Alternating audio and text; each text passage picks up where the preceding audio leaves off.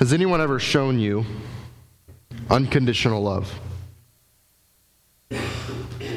Love that didn't require anything, but was freely given. How did it make you feel? How did it change you? For me, I think of my parents. Two people who showed me unconditional love, even when I might not have deserved it or earned it. I did things that made them mad, but they've always responded with love. They've always responded with compassion, understanding. Most importantly, they always wanted to help me fix it. I'll never forget the love that they showed me in my darkest moments. I consider the love that they have for me and my brother to be unconditional. No matter what we do, they will always love us. Today is week 2 of our sermon series, Love Goes First. And in this sermon series, we're discussing how Christian love, our love, should go first. That it should be unconditional. That we shouldn't require anything. It should be freely given. See, love isn't something that we just say to someone. But it's something we show. Love is in our actions. When I think back on my life, the times I felt most loved were when somebody did something to show it, instead of just saying it. Before I get to our scripture, I'm going to address my wrist. I sprained my thumb last week playing basketball, and they told me I should wear this just for extra protection. I'm not happy about it, but I'm doing it. So I just wanted to say that so I don't get a bunch of questions after service about it. So I'm going to read from Matthew chapter 22, verses 37 through 40. To give you a little bit of background, Jesus is asked what the 2 most important commandments are, what the most important commandment is. And he goes a step further and he tells them the two of them. Okay, not just one, but 2 of them. So it says, Jesus replied, "Love the Lord your God with all your heart and with all your soul and with all your mind. This is the first and greatest commandment. And the second is like it.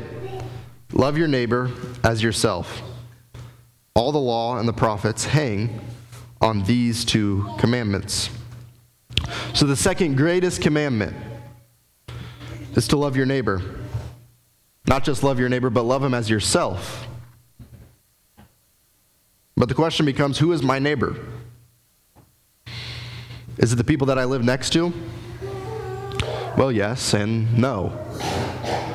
They are your neighbors, but everybody's a neighbor. That's not the kind of neighbor that this commandment is speaking of. Jesus defines who a neighbor is with the parable of the Good Samaritan in Luke chapter 10. In reply, Jesus said, "A man was going down from Jerusalem to Jericho when he was attacked by robbers. They stripped him of his clothes, beat him, and went away, leaving the man half dead.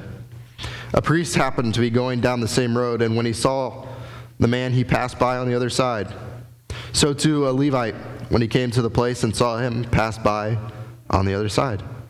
But a Samaritan, as he traveled, came where the man was, and when he saw him, he took pity on him. He went to him and bandaged his wounds, pouring on oil and wine.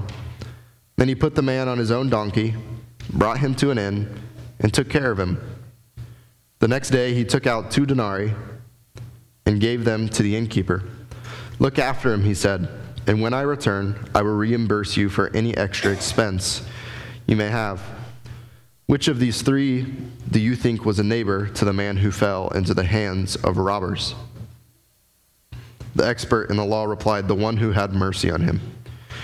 Jesus told him, "Go and do likewise." See, the priest and the Levite are two people who would have known the Jewish law well. They would have spent their lives studying the Jewish law. They could name you the 10 Commandments right off the top of their head. But neither of them stopped to help a man in need. Instead, it was the Samaritan. He helped him up and gave him a shelter. He didn't ask his name or what had happened. He had just helped. He had reached out his hand and helped. The Good Samaritan saw a neighbor that was in need of help and took time out of his own day, took time out of his own plans to show love and mercy. I'm sure the Good Samaritan had a reason that he was walking along this path. There was a reason he was going where he was going, and he had to put that on halt. He had to stop and help. He didn't know his name. He didn't know where he lived. He might not have even asked. He just showed love. A love that saves. A love that healed. See, this is how we should love. Unconditionally and freely given. But how often does that happen today? Too often, we only help the people that are like us. The people that believe the same thing as us. Our friends or our family. But Jesus tells us to help those in need.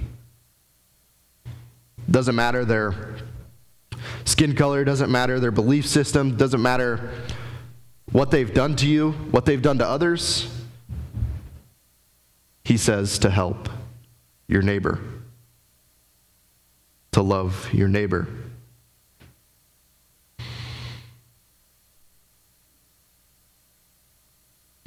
Too often we forget about the outcasts in our society and think that because I love someone I know, or I showed love to someone because it is easy, it's enough. But if you're only loving somebody because it's easy, if you're only showing love to someone because it's easy, is it enough?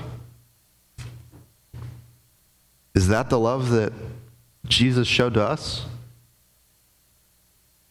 Is that the love that he showed to us when he was dying on a cross? I'm sure that wasn't easy.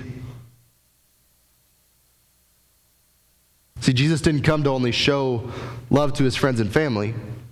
He showed love to the people that nobody loved. The lepers, the hurting, the broken, the outcasts, the people that nobody would talk to. In that day and age, if you carried some sort of disease, you were told it was because of something you did. And because of that something that you did, I couldn't talk to you. I couldn't love you. I couldn't be seen with you. That kind of love is not a love that saves. That kind of love is not a love that Jesus showed on the cross. See, showing love to someone means caring about their well-being and their growth. When we invest in our youth that we're sending out, caring about their well-being and their growth for when they go to college or into the career that they're going to pursue or whatever it is, we're showing love to them. It doesn't matter what happened on Saturday. We still love. And that kind of love transforms.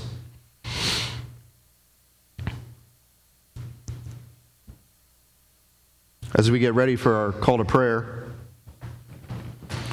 our neighbors are all around us. Every person you walk by is struggling with something.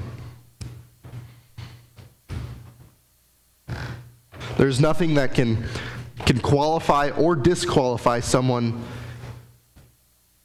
to be considered a neighbor. Because the truth is, we're all on this earth together. And until someone figures out a way to get off this earth, it's going to stay that way. And the one thing that can unite us all is love.